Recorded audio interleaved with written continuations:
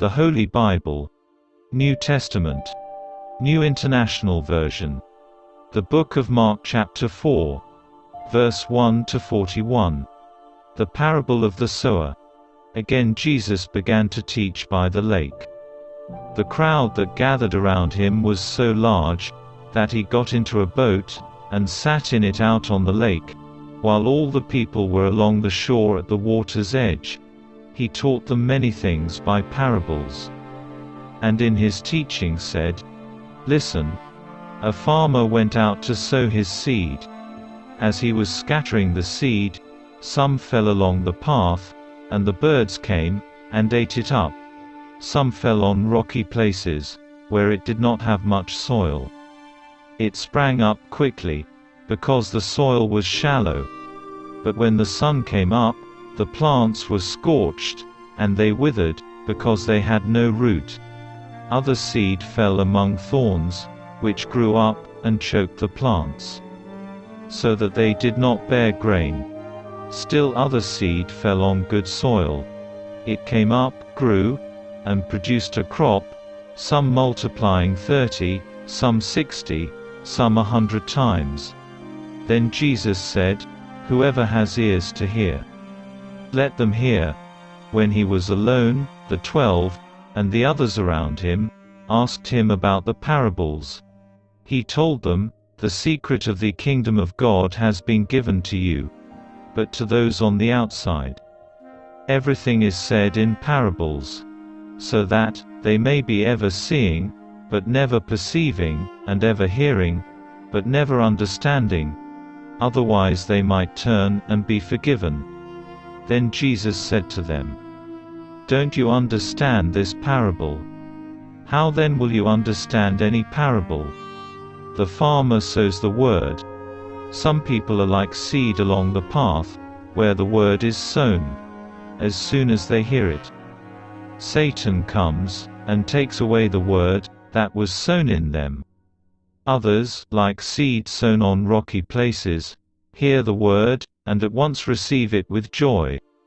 But since they have no root, they last only a short time. When trouble, or persecution comes, because of the word, they quickly fall away. Still others, like seed sown among thorns, hear the word, but the worries of this life, the deceitfulness of wealth, and the desires for other things come in, and choke the word, making it unfruitful. Others, like seed sown on good soil, hear the word, accept it, and produce a crop, some 30, some 60, some 100 times what was sown. A lamp on a stand. He said to them, Do you bring in a lamp, to put it under a bowl, or a bed? Instead, don't you put it on its stand? For whatever is hidden is meant to be disclosed, and whatever is concealed is meant to be brought out into the open.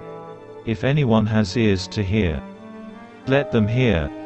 Consider carefully what you hear, he continued. With the measure you use, it will be measured to you, and even more. Whoever has, will be given more. Whoever does not have, even what they have, will be taken from them. The parable of the growing seed. He also said, This is what the kingdom of God is like. A man scatters seed on the ground. Night and day, whether he sleeps, or gets up, the seed sprouts, and grows, though he does not know how. All by itself the soil produces grain. First the stalk, then the head, then the full kernel in the head. As soon as the grain is ripe, he puts the sickle to it, because the harvest has come. The parable of the mustard seed. Again he said, What shall we say the kingdom of God is like?